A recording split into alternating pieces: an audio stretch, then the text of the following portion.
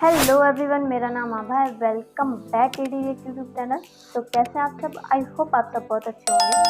दोस्तों, पाकिस्तान के एक प्लेयर ने ऐश्वर्या राय पर इतना बेहुदा बयान दिया है कि आप लोग सुन के बस ऐसे ही रह जाओगे। मतलब इतना बेहुदा, इतना गिरा हुआ, इतना घिनौना, जिसकी कोई हद नहीं, जिसकी कोई लिमिट नहीं। आइए पहले वीडियो देखते हैं, फिर बात करेंगे इस पूरे टॉपिक पर। हैं भैंस पूंछ उठाएगी तो गोबर ही करेगी, उसी तरह एक जाहिल पाकिस्तानी मुंह खोलेगा तो बकवास ही करेगा। एक तो इनका दिमाग पहले ही कम काम करता था, दूसरा जब से ये वर्ल्ड कप में जलील हुए हैं तब से इनकी बची कुछ बुद्धि भी भ्रष्ट हो चुकी है। बाय गॉड, दुनिया में मैंने कई बेशर्म कौमें देखी हैं मगर ऐसी बेहया नस्ल नहीं देखी। बाकी टीमें एक मैच हारने के बाद नया प्लान बनाती हैं, ये लोग ऐसे जलील हैं कि हर हार के बाद नए नए बहाने बनाते हैं। कभी इन्हें लगता है कि मैच में दर्शकों के जय श्री राम के नारे लगाने से इनके प्लेयरों की टांगे कांप गई। कभी इन बेईमानों को लगा कि इंडियन बॉलर्स गेंद में चिप लगाकर बॉल स्विंग करवा रहे हैं। कभी इन जाहिलों को लगा कि हम मैदान में दिल दिल पाकिस्तान न बजने से हार गए। और अब तो इन कबर खोदों ने हद ही पार कर दी है। फॉर्मर पाकिस्तानी खिलाड़ी अब्दुल रज़ाक ने कुछ ऐसा बोल दिया कि जिससे उस पूरी कौम की घिनौनी सोच का पता चलता है। ये पता चलता है कि ये लोग औरतों के बारे में क्या सोचते हैं, ये पता लगता है कि ये लोग गैर मुसलमानों के बारे में क्या सोचते हैं, ये पता लगता है कि आखिर क्यों हमारे बड़े बुजुर्ग कह गए हैं कि लातों के भूत बातों से नहीं मानते। तो क्या कहा रज़ाक ने और कैसे उनके स्टेटमेंट को सिर्फ उनकी फिसली जुबान बताकर उनको माफ नहीं किया जा सकता, आइए इसी पर अपना थोड़ा टाइम खराब करते हैं। नमस्कार दोस्तों, जय हिंद। मैं हूं रौनक। कहते हैं एक इंसान लाइफ में कितना आगे जाएगा इसका इस बात से पता चलता है कि वो अपनी हार पर कैसे रिएक्ट करता है। इस लिहाज से देखें तो ये साफ हो गया है कि पाकिस्तानियों को फ्यूचर में भी जूते पड़ने वाले हैं। अमा यार, मैच हार गए हो, टूर्नामेंट से बाहर हो गए हो, थोड़ा अपने गिरेबान में झांको, क्या गलतियां हुई हैं उन पर फोकस करो और आगे बढ़ो। मगर नहीं, ये लहसुन के पकौड़े ऐसे हैं जो बिना जलील बात किए मानते ही नहीं। कॉमन मैन अगर बकवास करे तो फिर भी बंदा इग्नोर कर दे, मगर जब आपके इंटरनेशनल प्लेयर भी सरेआम हगने लगे तो अल्लाह ही मालिक है। पहले आप ये बयान सुनिए, फिर आगे बात करते हैं। दिखाओ भाई।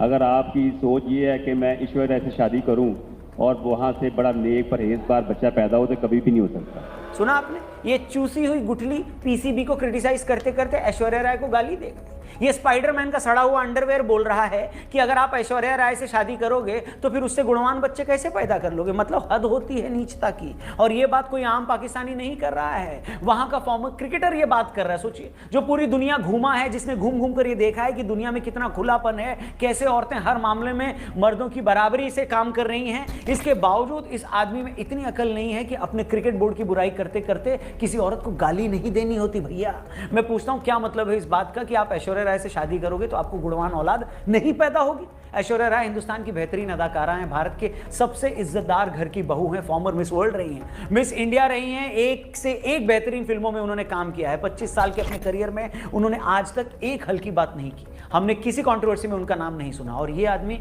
उस औरत के लिए ऐसी बात कर रहा है। अगर आपकी सोच ये है कि मैं ऐश्वर्या से शादी करूं और वहां से बड़ा नेक परहेजगार बच्चा पैदा हो, तो कभी भी नहीं हो सकता। ऐश्वर्या को गाली दी सो दी। इस जाहिल ने एक पल के लिए भी ये नहीं सोचा कि जब मैं ये कहूंगा कि ऐश्वर्या से शादी करके आप एक नेक औलाद की उम्मीद कैसे कर सकते हैं, तो ये बात सुनकर खुद उनकी बच्ची कितनी शर्मिंदा होगी। सच में यार, जब से मैंने ये बात सुनी है मन से यही निकल रहा है, बड़ा हरामी हो बेटा। भाई फॉर्मर प्लेयर्स तो आइकन होते हैं जिनकी तरफ सोसाइटी बड़ी उम्मीद से देखती है, जिनकी कई बातों को लोग बड़ी सीरियसली सुनते हैं, क्योंकि आम आवाम ये मानकर चलती है कि भाई आप जिंदगी में इतने कामयाब हुए हैं, इसका मतलब है आपको जरूर कुछ ऐसी बातें पता होंगी जो आम लोगों को नहीं पता। मगर जब आप अपने क्रिटिसिज्म में जबरदस्ती एक औरत को घसीट कर ले आए, उसके कैरेक्टर पर सवाल खड़े कर दें, वो भी उस मामले में जिससे उसका कोई लेना देना ही नहीं है, तो सच में आप पर और आपके समाज पर शर्म आती है। और कहानी सिर्फ यहीं पर खत्म नहीं होती। क्यों मैंने शुरू में यह कहा कि एक बयान से पूरी सोसाइटी की सोच का पता चलता है, मैं उस पर भी आऊंगा, उस पर भी अपनी ओपिनियन दूंगा। चलिए फिर से उस मुद्दे पर आते हैं। जैसा मैंने वीडियो के स्टार्टिंग में कहा कि अब्दुल रज़ाक ने ऐश्वर्या राय पर जो कहा वो सिर्फ जबान फिसलने का मामला नहीं है। आप उस क्लिप को फिर से देखिए और नोट कीजिए कि जब अब्दुल रज़ाक ये स्टेटमेंट दे रहे थे, जब ये बोल रहे थे, तो बाकी प्लेयर्स के रिएक्शन क्या थे। मैं ऐश्वर्या से शादी करूं और वहां से बड़ा नेक परहेजगार बच्चा पैदा हो, तो कभी भी नहीं हो सकता। तो आपको पहले नीयत अपनी ठीक करनी पड़ेगी। देखा आपने, जब रज़ाक ने ऐश्वर्या राय वाला स्टेटमेंट दिया तो उसे सुनते ही हम सब शॉक्ड हो गए, मगर उस वक्त रज़ाक के अगल बगल में बैठे उमर गुल और शाहिद अफरीदी दोनों हंस रहे थे। उस पर तालियां बजा रहे। मतलब रजाक ने जो गोबर किया सो किया, मगर क्या साथ में बैठे बाकी लोगों को भी नहीं समझ में आया कि यार ये तो बहुत ही गलत बात बोल गया। इससे पता चलता है कि ये वो लोग हैं जो आमतौर पर औरतों के बारे में ऐसी ही हल्की सोच रखते हैं, जिन्हें लगता है कि जो भी औरत शोबिज से जुड़ी हुई है वो कैरेक्टरलेस ही होगी, उसका तो कोई ईमान नहीं है। ऐसा बोलकर तुमने ऐश्वर्या राय का ही इंसल्ट नहीं किया है, उन तमाम पाकिस्तानी लड़कियों को भी बेइज्जत किया है जो फिल्म या एंटरटेनमेंट इंडस्ट्री से जुड़ी हुई हैं। अरे बाप रे, ये तो धोती खोल रहा है। तुम्हारे हिसाब से अगर पेशे से इंसान का कैरेक्टर डिफाइन होता है तो फिर क्या सबसे ज्यादा पवित्र पेशा मौलवियों का होना चाहिए? मगर क्या अब्दुल रज़ाक को नहीं पता कि पाकिस्तान के मदरसों में मौलवी छोटे छोटे बच्चों के साथ कैसे घिनौने काम करते हैं? जो गरीब माँ बाप अपने बच्चों को प्राइवेट स्कूल में नहीं पढ़ा पाते, इस महंगाई में उनकी परवरिश नहीं कर पाते, वो सब इस उम्मीद में पाकिस्तानी मदरसों में अपने बच्चों को छोड़ देते हैं कि वो वहां दीन की तालीम लेगा। और इसी बात का फायदा बहुत सारे मौलवी इन मदरसों में उठाते हैं। मैं फिर दोहरा दूं, इन पाकिस्तानी खिलाड़ियों की तरह मैं इतना जाहिल नहीं हूं कि सभी को एक ही रंग में रंग दूं, मगर यह हकीकत है। खुद पाकिस्तानी मीडिया में रिपोर्ट्स हैं, हर साल दसियों ऐसे मामले आते हैं जहां यह पता चलता है कि बहुत सारे मौलवी मदरसों में बच्चों को एक्सप्लॉइट करते हैं। और ऐसा है जो कि है भी, तो अगली बार किसी घटिया आदमी का जिक्र होना, रज़ाक भाई उस एग्जाम्पल में उस मौलवी से भी उसे कंपेयर कर देना, फिर देखना तुम्हारा क्या हश्र होता है। और ये बात मैं सिर्फ और सिर्फ इसलिए कर रहा हूं, किसी के पेशे से कोई पवित्र नहीं हो जाता और न ही बदनाम हो जाता है, न कोई मौलवी बन जाने से बहुत पाक साफ हो जाता है और न कोई एक्टर होने से बेहया हो जाता है। और तुम होते कौन हो एक औरत के लिए ऐसी बात करने वाले? इसलिए मैंने शुरू में कहा कि ये कौम ही जाहिलों की है। मैच हारने पर रज़ाक ऐश्वर्या राय को गाली दे रहे हैं। इससे पहले एक और चोमू हसन रजा कह रहे थे कि बीसीसीआई चीटिंग कर रही है, वो इंडियन बॉलर्स को अलग बॉल देती है, वो ज्यादा स्विंग करती है। जब मैं ये सब सुनता हूं ना तो मुझे तारिक फतेह साहब की वो बात याद आ जाती है कि एक कौम इतने जाहिल कैसे पैदा कर सकती है। आप खुद इंटरनेशनल क्रिकेट खेले हो, यह भी नहीं पता कि मैच में क्रिकेट बोर्ड खिलाड़ियों को बॉल नहीं देता, बल्कि मैच से पहले दोनों टीमों के कप्तान जो 10-12 अवेलेबल बॉल होती हैं उनमें से 2 बॉल सिलेक्ट करते हैं, फिर वो बॉल अंपायर्स के पास जाती है और अंपायर्स के थ्रू ही टीमों को बॉल मिलती है। मगर ये कतई जाहिल बात हुई, आपको तो समझ में आती नहीं। तू क्या बोल रही है?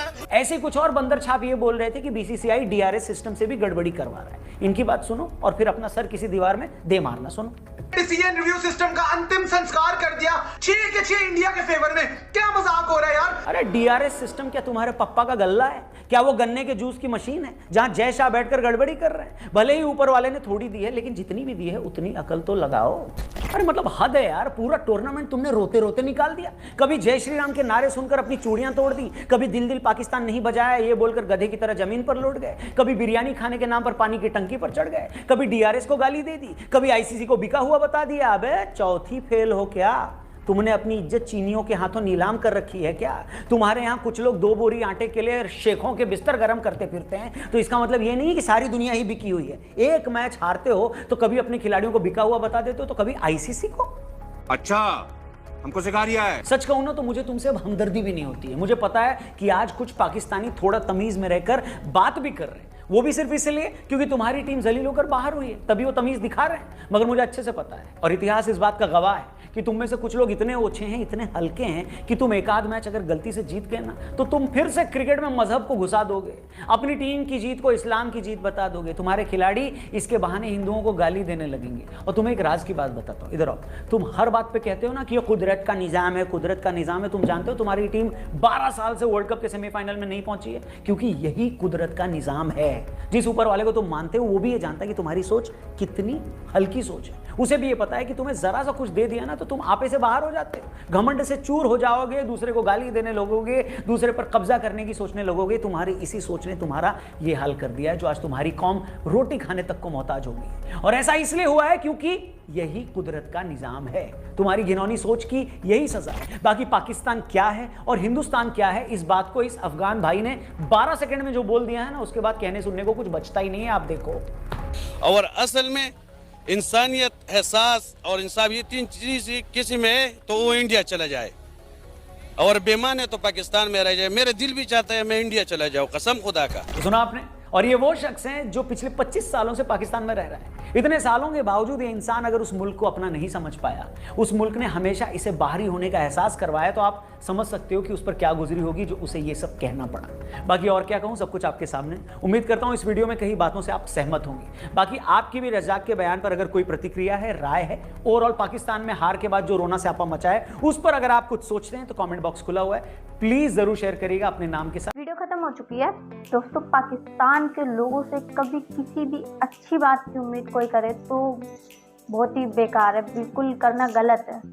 क्योंकि पाकिस्तान का बच्चा हो, बूढ़ा हो, जवान हो, कोई भी हो, उसके मुंह से हमेशा उल्टे सीधे ही वर्ड निकलते हैं। इतने जाहिल लोग हैं, इतने बेवकूफ़ लोग हैं जिसकी कोई हद नहीं। और ऐश्वर्या राय पे इतना बड़ा बयान, हे भगवान, मतलब क्या सोच के दिया, मुझे तो यही समझ में नहीं आ रहा है।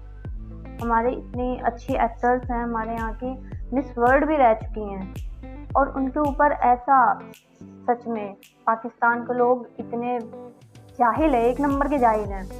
हमारे यहाँ के बच्चों को देखो तो वो एजुकेशन वाली बात करते हैं, पढ़ाई लिखाई की बात करते हैं, लेकिन अगर पाकिस्तान के बच्चों से आप कभी भी बात करेंगे तो वो हमेशा बस यही बातें करेंगे, कश्मीर को पाकिस्तान बनाना है, इंडिया से जंग लड़नी है और यहूदियों को मारना है, बस लड़ाई जंग, यही सारी बातें। इसीलिए आज ये देखो ना कैसे, मतलब बयान क्या दिया है, हद हो गई ऐसे। और मुझे समझ नहीं आया ऐश्वर्या राय से क्या हुआ जो इनको ऐश्वर्या राय के ऊपर बयान देना पड़ गया। मुझे नहीं लगता कि ऐश्वर्या राय ने इनको कुछ कहा होगा या ऐसी कोई बात हुई होगी। फिर ऐश्वर्या राय बीच में कहाँ आ गई, मुझे तो यही समझ में नहीं आ रहा। मतलब कुछ भी बोलते हैं ये पाकिस्तानी, इनका कुछ नहीं हो सकता। सचिन बिल्कुल एक नंबर के जाहिल है। और इधर रौनक भाई ने बोला है ना कि पाकिस्तान हमेशा एक बहाना ढूंढता है, जब मैच हारता है तो हमेशा एक नया बहाना ढूंढता है। हमेशा कभी गेंद में चिप थी तो कभी बारिश नहीं हुई, कभी वो क्या बोलते हैं जय श्री राम के नारे लगना, मतलब हद होती है। खुद की टीम को नहीं बोलेंगे कि हमारी टीम ने मेहनत नहीं की इसलिए नहीं जीती, बस फालतू फंड के ये बहाने बनाते रहते हैं। आप सबकी क्या राय है कमेंट सेक्शन में ज़रूर बताएं। मिलते हैं नेक्स्ट वीडियो में, तब तक के लिए जय हिंद।